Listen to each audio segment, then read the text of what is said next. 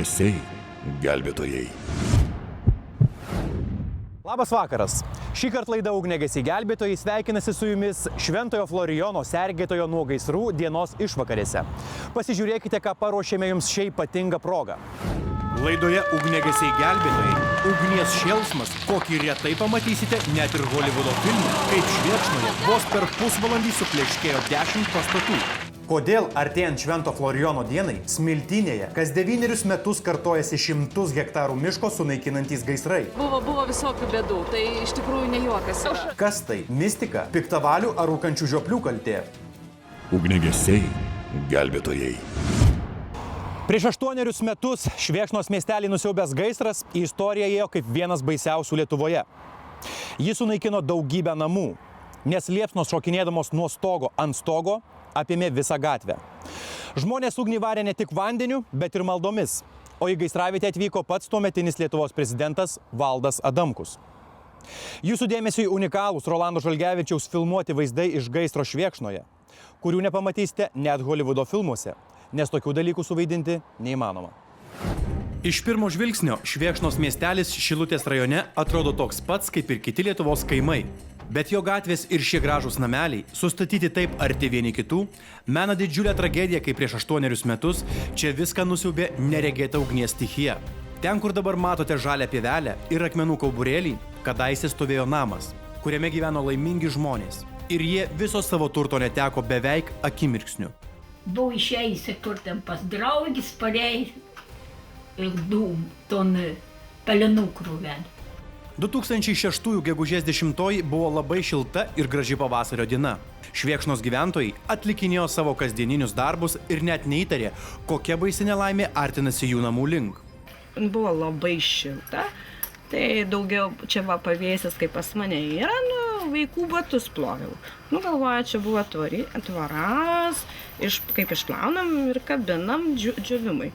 Ir žiūriu, kad ten kaiminystėj balti dūmai kilt pradėjo, ir dar kaimynai pajokaudamas sako, turėsim gaisrą. Kaimynė sako, negali būti. Iš pirmo žvilgsnio eilinis vieno pastato gaisras netrukus kaip reikiant įsisiautėjo. Pažiūrėkite, kaip staigiai ugnis apėmė visą medinę daržinę. Kadangi Švėkšnos miestelyje mediniai namai stovi labai arti vieni kitų, pučiant smarkiam vėjui, jie buvo itin lengvas kasnelis įsisiautėjusioms liepsnoms. Stebėkite, kaip staigiai ugnis peršoko nuo vieno pastato stogo ant kito. Tam prireikė vos kelių minučių. Čia viskas labai žaibiškai, nes tą dieną ir vėjas buvo. Ir tas viskas labai akimirksniu, aišku. Gaisras siautėja visų pajėgumu. Miestelyje vyksta protų nesuvokiama tragedija, o ugniagesiai dar netvyko. Žmonės desperatiškai puolė gelbėti savo namų ir turto kaip sugebėdami. Vieni tempė gesintuvą, kiti sėmė iš šulinių vandenį ir jį liejo kibirais. Apsisaugoti nuo grėsmingų liepsnos liežuvių nebuvo lengva, nes bet kurią akimirką ji galėjo praryti ne tik namus, bet ir pačius žmonės, nes pučiant smarkiam vėjui, ugnies stichija darėsi nebekontroliuojama. Nežmoniškas karštis, tiesiog viską tirpdė ir, kiek ėjo, sakau. Nes labai, kaip pasakyti, tas vėjo gūsis ir tas karštis nežmoniškas, dėl to žmonėms biški ir trukdė. Kur tu padėsti, nei kaip iš kamino viskas surūko. Aplinkinių namų gyventojai puolė gelbėti savo turtą, kol jo neprarijo ugnis. Neš visi viens kitam gelbėj, kai vabalelę visi bėgioja. Gelbėj žmonės. O jie būdina gelbėj, kas būtumai. Viskas sudegusia. Žmonės daiktus nešė į kitą gatvės pusę ir manė, ten jūs būsant saugius. Bet įvyko neįtikėtinas dalykas. Ugnis sugebėjo peršokti net ir per kelią. Įsižiūrėkite į šiuos vaizdus. Pastatai Švėkšnoje liepsnojo iš abiejų gatvės pusių ir viršuje susiliejo į baisų ugnies dūmų kamuolį. Apstulbinti ugnies stichijos šėlsmo, švėkšniškiai susigrėbė, kad tarp jų nėra vienos senyvo amžiaus moters. Neradę minioje, nuskubėjo prie jos namų, bet jau buvo per vėlu. Moteris nespėjo išeiti laiku iš pastatos, kuris sudegė iki pamatų. Pirmieji gesinti gaisro atvyko savivaldybės ugniagesiai, tiksliau vos vienas. Švėkšnos nelaimė akivaizdžiai atskleidė kaimiškų ugniagesių komandų problemas, opes ir visoje Lietuvoje. Visiems labai dažnai iliustruoju pavyzdį, Švėkšną, kada atvažiuoja vienas ugniagesys, tai yra savivaldybių ugniagesių komandų, etatinis ugniagesys, kuris absoliučiai negali nieko padaryti, nes minimum 2 žmonės turi būti tam, kad atlikti patį elementariausią gaisro gesinimo veiksmą. Nes vienas dirba prie siurblio, reguliuoja slėgį, kitas dirba su gaisriniu švirkštu. Reiškia, ir pila vandenį į ugnies židinį.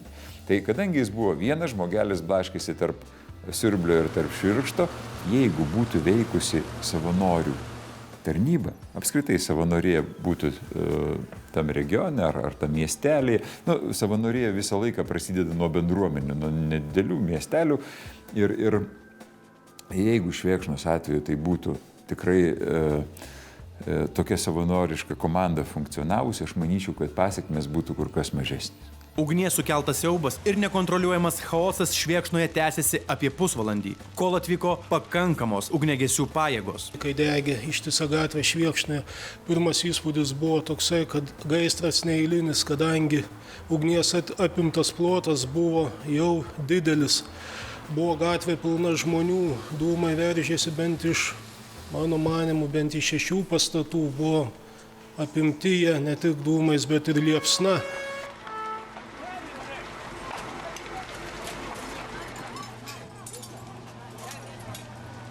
Pirmas toksai buvo kaip ir uždavinys iškeltas suvaldyti tą liepsną, tai yra negesinti patį gaisro židinį, bet užtikrinti, kad gaisras neplistų į gretimus pastatus. Tąkart Švėkšnoje sudegė 5 gyvenamieji namai ir tiek pat ūkinių pastatų, žuvo 1 moteris. Iš viso nuo gaisro nukentėjo 11 šeimų, patirta bendra žala siekė apie 500 000 litų. Tos dienos vakare miestelio klebonas laikė šventas mišias, kad ugnis į Švėkšną nesugrįžtų vėl. Miegojom visą naktį su rūbais, kad ekstra atveju, jeigu ką, bėgti vėl gesinti. Buvom dokumentus susidėjom, jeigu ką, nes vis tiek kampinės namas galėjom, visko nutikti jau galėjom. Bet ačiū Dievui, kad viskas gerai. Švėkšnos nelaimei neliko bejinga ir visa Lietuva. Padegėlių gaisro nuostoliai buvo padengti per įvairias akcijas su aukotais žmonių ir įvairių organizacijų pinigais. Iš viso buvo surinkta 718 000 litų. Netrukus buvo išsiaiškinta ir šio neeilinio gaisro priežastis – neatsargus elgesys su ugnimi. Mažamečių vaikų kažkoks tai neatsakingas elgimosi su ugnimi, žaidimas. Tai yra užkurtas laužas kieme prie ūkinio pastato medinio ir jis paliktas be priežiūros. Švėkšnos tragedija buvo akivaizdus pavyzdys, kokių baisių nuostolių gali pridaryti ugnis, jei jos laiku nesustabdai. Savanoriai ugniagesiai, kurie galėtų laiku atskubėti gesinti gaisrą savo kaime ar miestelėje, ypač iki kurių toli vykti valstybinėms ugniagesių pajėgoms, galėtų padėti sumažinti ugnies žalą. Savanoris galiu būti aš, galite būti jūs, gali būti kiekvienas Lietuvos pilietis, sulaukęs 18 metų. Tai turi būti organizuota struktūra. Reiškia, tai pirmiausia, žmonės gali, kaip ir sakiau, būti bet kas, bet jie turi būti apmokinti. Nes gaisro gesinimas tai gali kartais atrodyti, kad ar tai chaotiškai daroma, ar tai ne, bet kiekvienas gaisro gesinimas turi savo tvarką. Todėl kiekvienas gaisro gesinimo dalyvis turi žinoti savo pareigas ir ką jis turi daryti. Ir jau gaisro vietoje turi ne vieną žmogų, o jau turi 5-6 žmonės. Ši problema itin opi dabar, nes daug kaimiškų ugniagesių komandų Lietuvoje kamuoja žmonių ir technikos stygius. Dabar kas yra, reiškia, Lietuvoje, tai savivaldybių ugniagesių komandų tinklas. Jis yra iš tikrųjų išsaugotas, kaip sakyt, vienas galbūt geriausių tinklų šitos posovietinės sistemos. Šiai dienai sistema gal ir gera, bet jinai brangi, jinai save jau pragyvena, jinai mirštanti, nes reikalauja didelių investicijų. Investicijų nėra ir eilę metų nėra ir perspektyvoje nematau, kad kardinaliai pasikeistų savivaldybių ugniagesių komandų finansavimas. Todėl mes jau turim ruoštis, nes po 5 metų mes neturėsim nieko. Nei žmonių, nei technikos, nei ten patalpų, nes viskas šiandien griūnančioj būklėje. Ir aš manyčiau, kad savanorija tai yra išsigelbėjimas. Švėkšnos miestelio gyventojai gerai žino, koks gali būti baisus gaisras ir jo padariniai. Dėl to miestelio viduryje pastatė Florijono skulptūrą.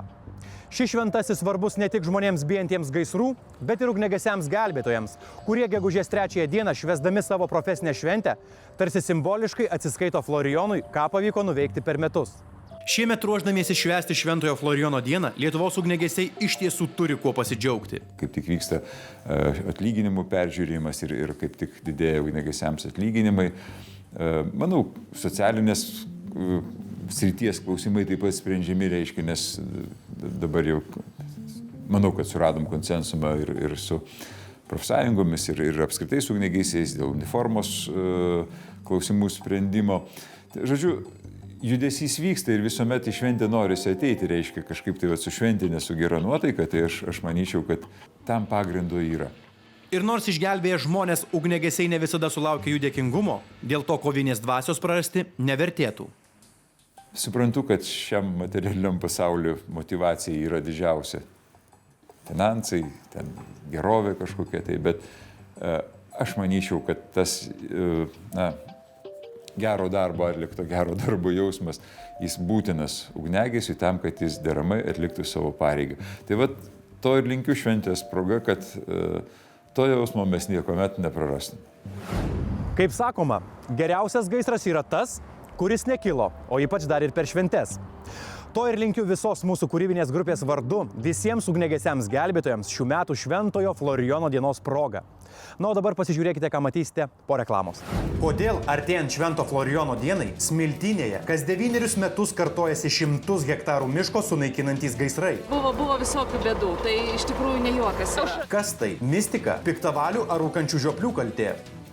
Ugniagesiai, gelbėtojai. Ugniagesiai, gelbėtojai.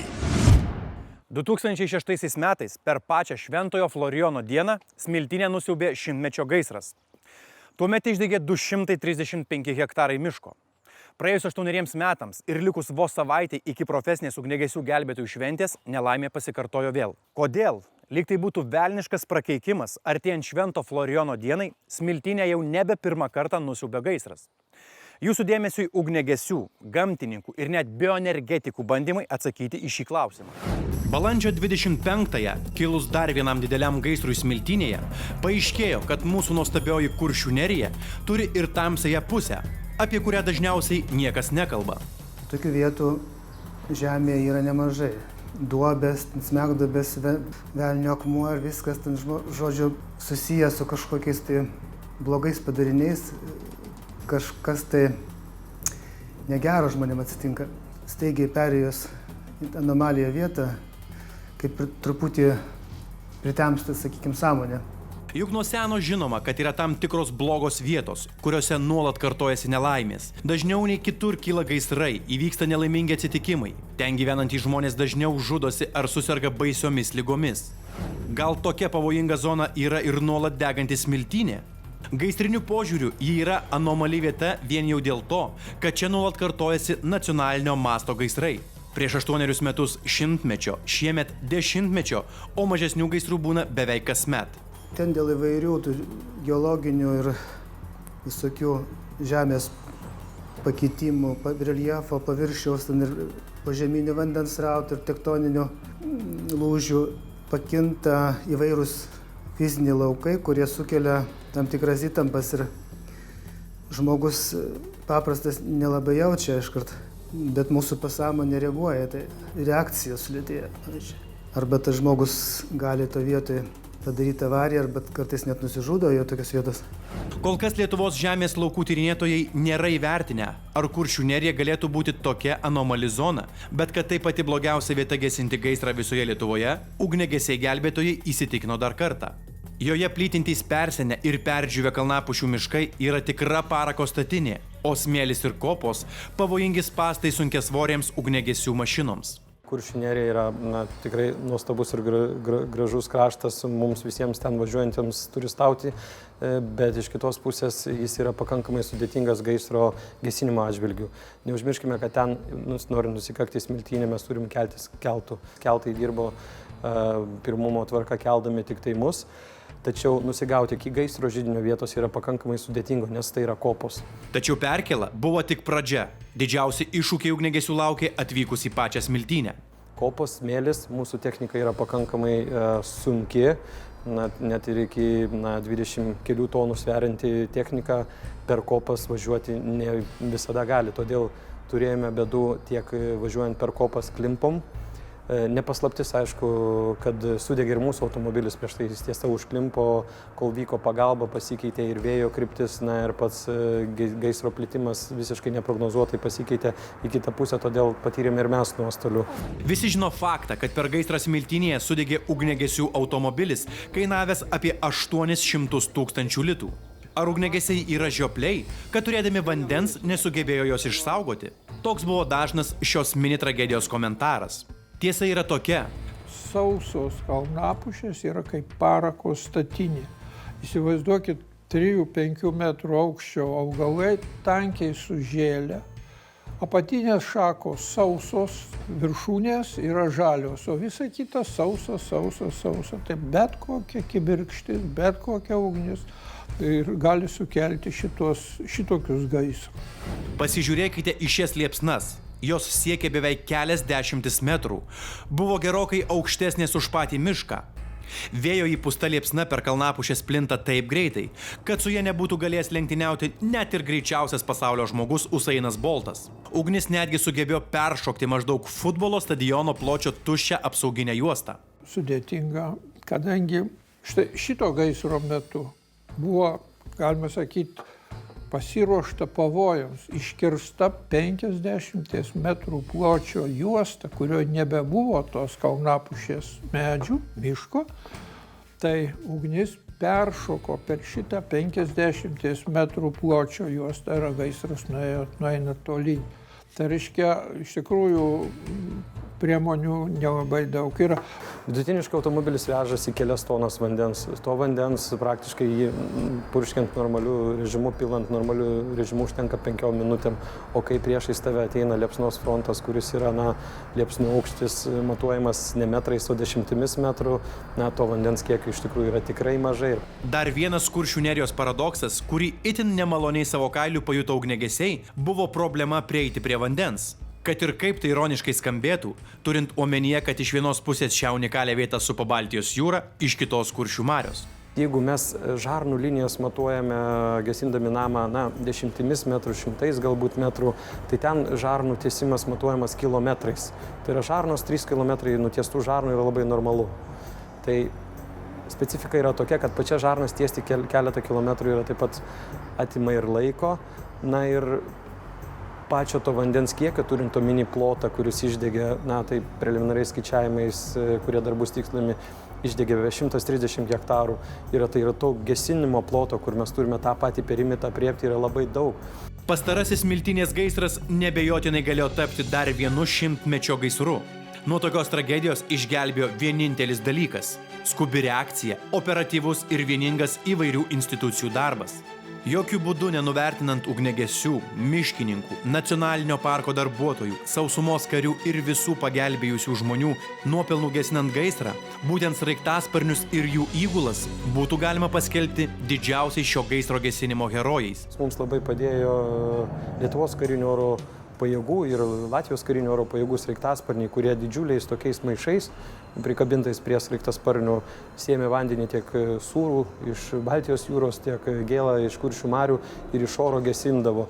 Ir įsivaizduokim praktiškai, ką ugniagesiai daro švirkštais, jie vienu to maišo pakabinimu išpildavo maždaug vieną automobilinę cisterną iškart ant miško masyvo.